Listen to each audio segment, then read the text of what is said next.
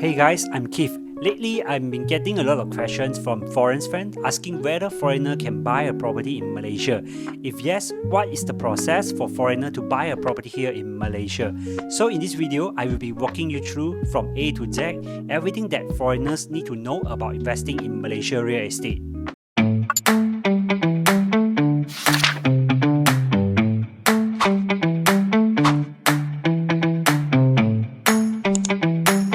There are 7 key points you must be aware of, so make sure to watch this video until the end before making any decisions. Number 1. Malaysia is very welcoming to foreign property buyer.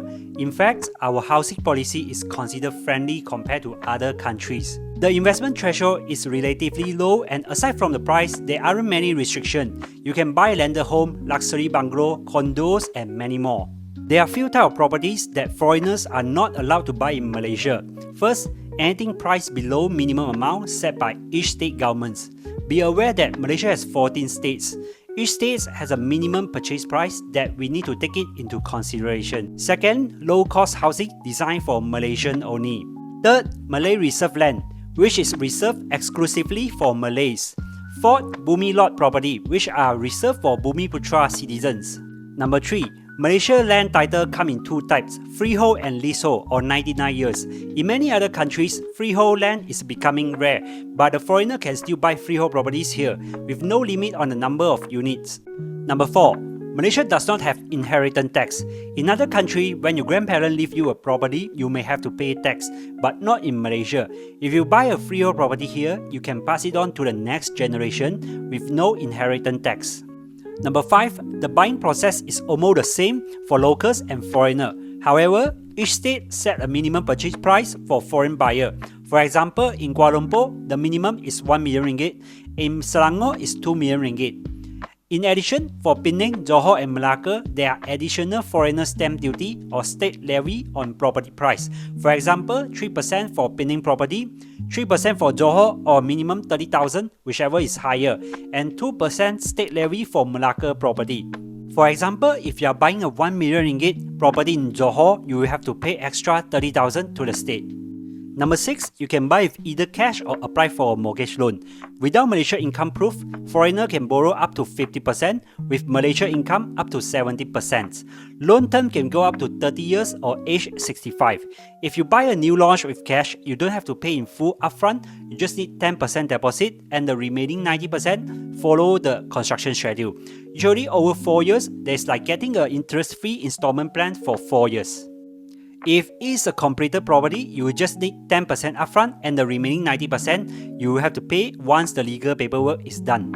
Number 7. Renovation costs. Many people forget to plan for this. If you buy a bare unit, only basic tiles and bathrooms are provided, so you should set aside 10 to 15% of the purchase price for the renovation. Example, for 1 million homes, it is ideally to prepare 100 to 150k for renovations. If it is partially or fully furnished by the developer, you will save a lot. Number 8. RPGT, Real Property Gain Tax. The RPGT holding period starts from your SPA, Sales and Purchase Agreement date. If your selling price of property is higher than what you pay, you will be taxed on the profit.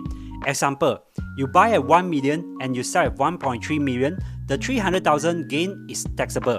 Foreigner will have to pay 30% of tax if selling within the first 5 years and 10% tax from the 6 years onward. If you sell the property at a loss of no profit, you don't have to pay any RPGT.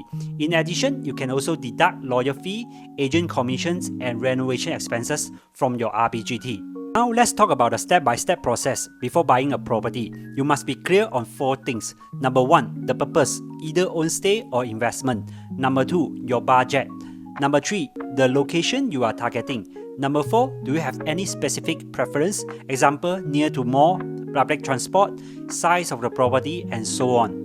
Alright guys, that's all for today's video. If you're planning to invest in KL, Johor or Penang property, feel free to reach out via WhatsApp or WeChat. My team and I will be happy to help you to find your dream home in Malaysia. Leave a comment below if you have any questions. I will reply you accordingly. This is the first video of this channel. Please support this channel by sharing and subscribing. Or if you prefer Chinese version of my video, feel free to follow my Chinese YouTube channel. Once again, thanks for watching. I'm Keith and I will see you on the next video. Goodbye.